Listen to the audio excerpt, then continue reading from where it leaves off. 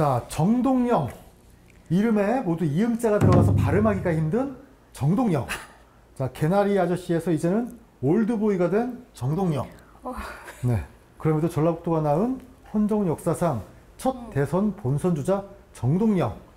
자, 호감이었다가 비호감이었다가 또 최근에 또 호감으로 변신하고 있는, 여튼 뭐 저에게는 굉장히 호감인 정동영 아저씨 나와주셨습니다. 나오시죠. 반갑습니다. 네, 어서 오십시오. 네, 네. 반갑습니다. 네, 반갑습니다.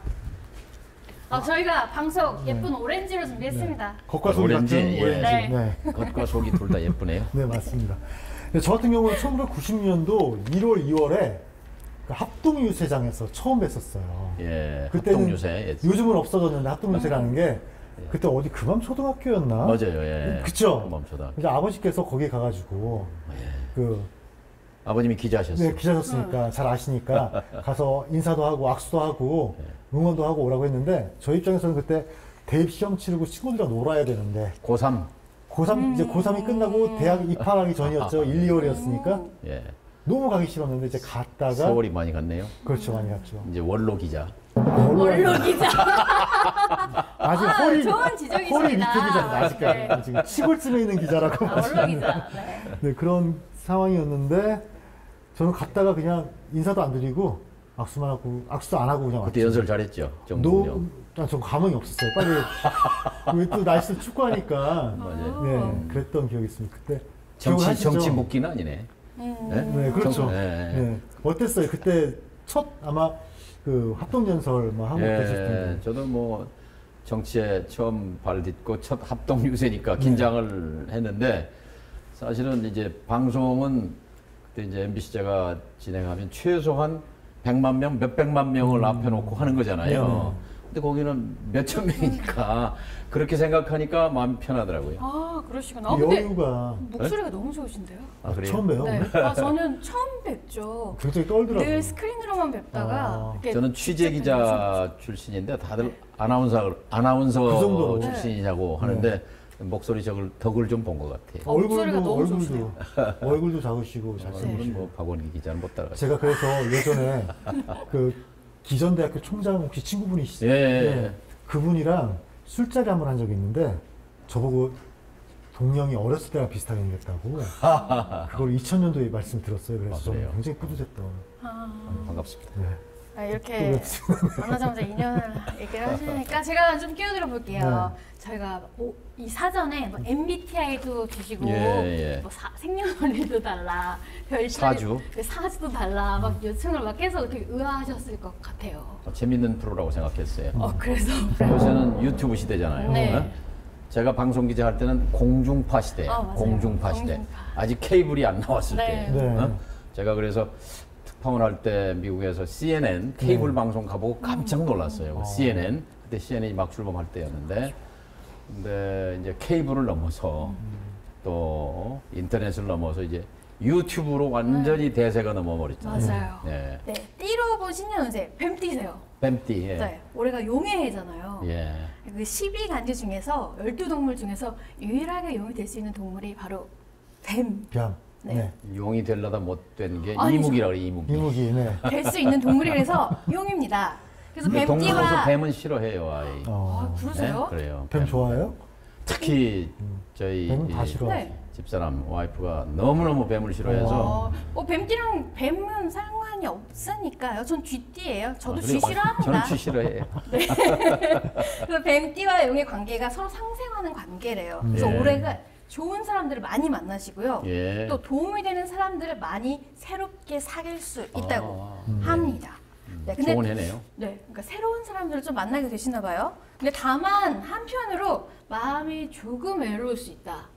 아무래도 많은 일을 하다 보니까 마음이 조금 외로울 수 있는데 이때 아웃사이더 기질이 조금 발휘된다고 하시는데 그런 기질이 조금 있으세요? 네, 저는 혼자 있는 것도 좋고요. 네. 또 여럿이 있는 것도 좋고 두 가지 다 네. 양면 누구나 다 양면성이 있는데 네. 네, 아웃사이더 기질이 좀 발휘될 때 그때도 무조건 사람이랑 같이 함께 이거를 뭔가 털어내야 되고 예. 저는 좀 외로울 때 혼자 있으면 좀 이게 타파가 되거든요. 우울할 때. 좀 혼자 있어야 되는 타입인데 무조건 모든 사람과 예, 함께 해야 되는 시기라고 하십니다. 최근에는 좀 네. 외로움을 느끼시거나 좀 헛헛한 마음이 드시는 경우들이 좀 있으셨나요? 저는 최근에 네. 제가 고향에 네. 섬진강변에 조그마한 그 농가주택 하나 짓고 거기 이제 살기 시작했는데 너무 좋아요. 아, 그러세요?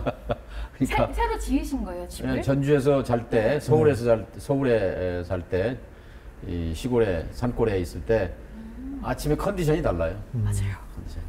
그럼 혼자 계시나요? 너무 좋으실 것 아니 같아요. 그 집사람이랑 같이 살죠. 그럼 외롭고 헛헛하냐고 아니, 여쭤봤는데 부자예요.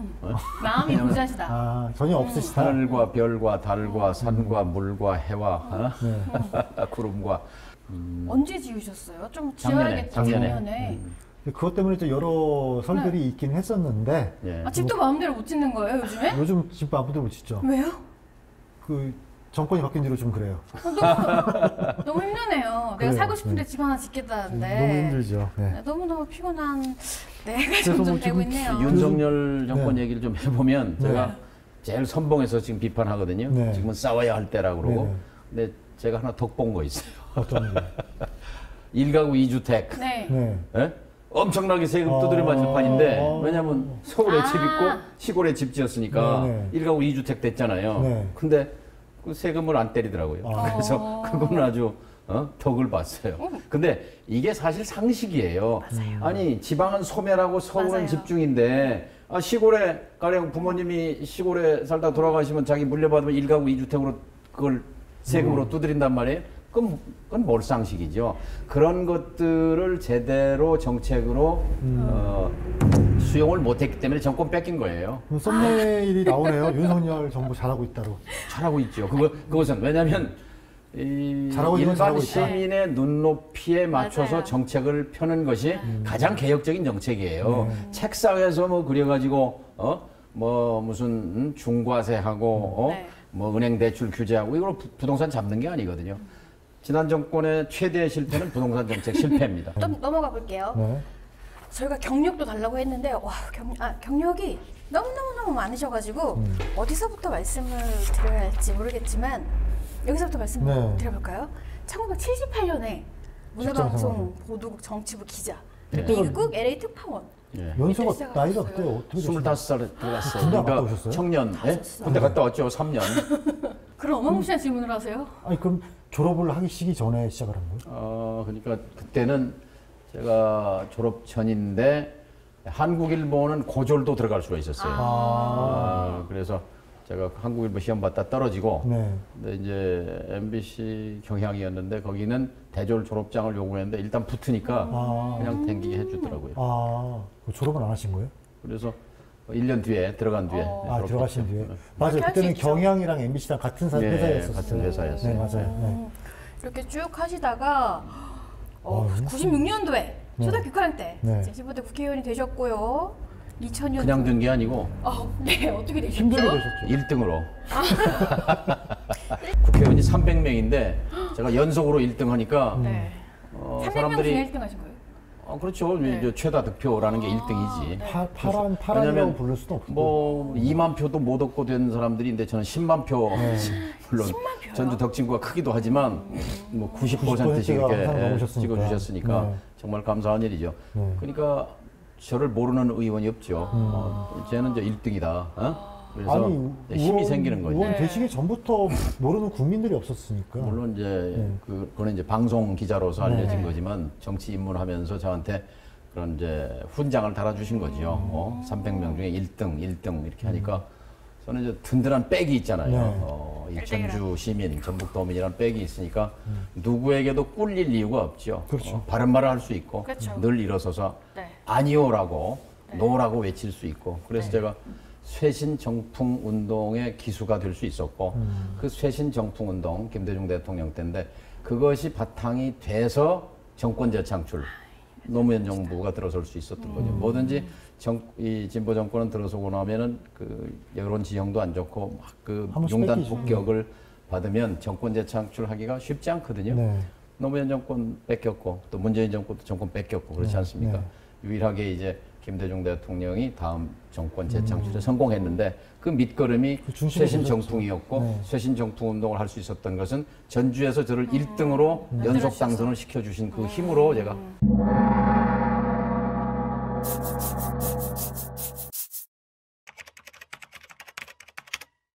쭉 굉장한 이런 이력을 쭉쭉쭉 하셨다가 보니까 항상 당대표, 위원장, 대책위원장, 네, 당의장, 특사, 장관 한 번도 부를 달아보신 적이 없네요. 항상 짱. 늘 대장만 하셨어요. 제가 이제 재선의원 그 두 번째 1등 하고 나서 당의 이제 전당대회에서 대표를 뽑아요. 대표와 최고위원. 그래서 최고위원에 출마했어요. 근데 그때 당에서 말렸어요.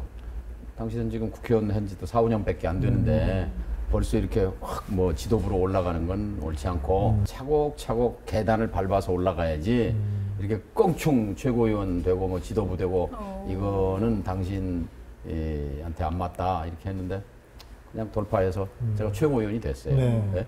돌파했다는 건 아니 쉬운데 나는 할 건데 하신 거예요? 그렇죠. 뭐 제 소신대로.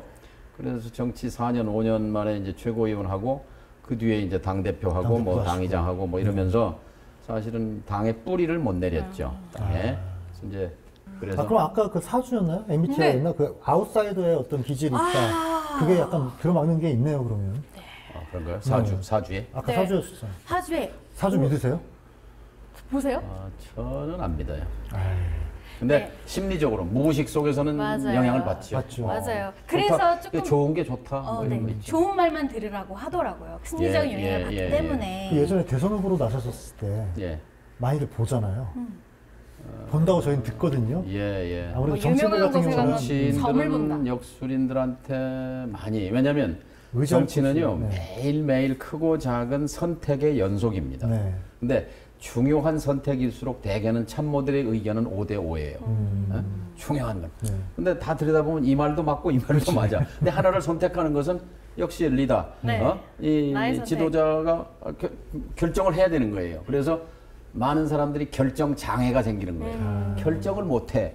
이럴 수도 없고 저럴 수도 없고. 그런데 저는 결정을 너무 빨리 해서 이제 오히려. 실패한 케이스인데 어쨌든 결정해야 돼요. 맞아요. 결정해야 되는 거고 그래서 이제 전 보는 분들한테 가서 이제 의존을 하는 정치인들이 사실 많죠.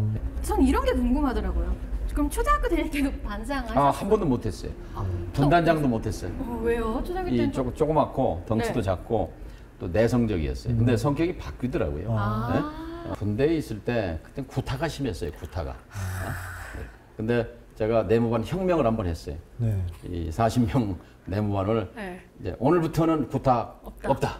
내가 고참이 되면서 병장. 대신 축구다. 매일 때리는 대신 축구로 바꿨어요. 그랬더니 군대 갔다 온 사람들 다 그렇게 얘기하더라고요. 자기들이 다 바꿔놨다고 병영 문화. 그래서 근데 그 안에서 쫄병으로 계속 얻어맞고 그럴 때는 느끼지 못했는데 이걸 바꿔야 되겠다고 생각해서 그 내무반 문화를 바꾸면서 제가 이제 그때는 리더가 된 거죠. 그래서 아까 사주 계속 했는데 적성운을 보니까 예. 이 사람의 욕망과 위안에 대한 가장 훌륭한 이해자 그리고 군중 심리의 유도자 그리고 많은 사람의 권익을 대변하는 정치가로서의 능력을 발휘한다. 라고 나오십니다. 그래요? 적성운이에요. 네. 사주가 맞네. 지원 그렇죠. 사주가- 제가 지어낸 게 아닙니다. 사주하고 MBTI하고 네.